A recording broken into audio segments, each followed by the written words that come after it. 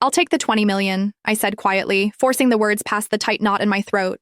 Once the money is transferred, I'll remove myself from Dorian's life completely. You have 5 days. My tone was calm, but my fingers were shaking so badly I had to grip the phone with both hands. A sharp, victorious laugh burst through the speaker. Vivian sounded pleased, almost celebratory. So you finally understood your position, she replied. Excellent. I'll see that everything is arranged, Camille. Just remember our deal. Stay out of my son's sight forever. I don't want you anywhere near him again. She ended the call before I could respond.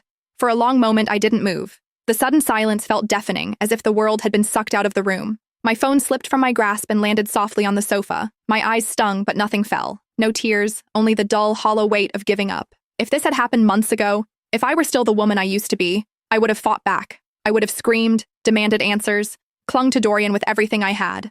But something in me had changed.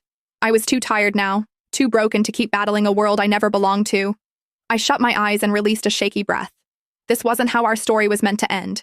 5 years earlier, I had found Dorian lying unconscious beside the road, his clothes soaked with blood, his memories erased by the crash that nearly killed him. At that time, I barely had anything myself, just a run-down apartment with cracked walls, a thin mattress I bought secondhand, and enough money to scrape through each week. Still, I brought him home. I cared for him day after day. I cooked simple meals from whatever I could afford. I cleaned his wounds, stayed awake beside his bed at night, whispering reassurances into the darkness. When he finally woke, disoriented and afraid, I forced a smile through my tears and told him, "You're not alone anymore. You're with me."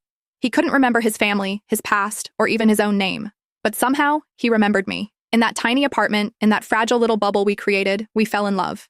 It wasn't grand or glamorous. It was raw, imperfect, real. He worked tirelessly, taking every odd job he could find, saving each dollar. At night, he'd hold my hand and murmur, "One day, Camille, I'll make sure you never have to struggle again. I'll give you everything." And eventually, he did. Because the truth came crashing back into our lives. Dorian wasn't a nobody. He was the heir to one of the most powerful corporate dynasties in the city, born into unimaginable wealth. When his memories returned, he took me with him into that glittering world of privilege and influence. I thought it was the beginning of our happily ever after. He stood up to Vivian, his cold, commanding mother who treated me like dirt under her heels. He slid a diamond ring onto my finger and vowed, "I choose you. Always. You're my home, Camille." But fairy tales don't last. Then Yvette came back. His first love. The woman who belonged effortlessly to his world. Beautiful, elegant, connected. Everything I wasn't. She returned as if she had never left, and little by little, I felt myself fading into the background. He forgot our 6th anniversary. I waited in the penthouse, dinner growing cold in front of me,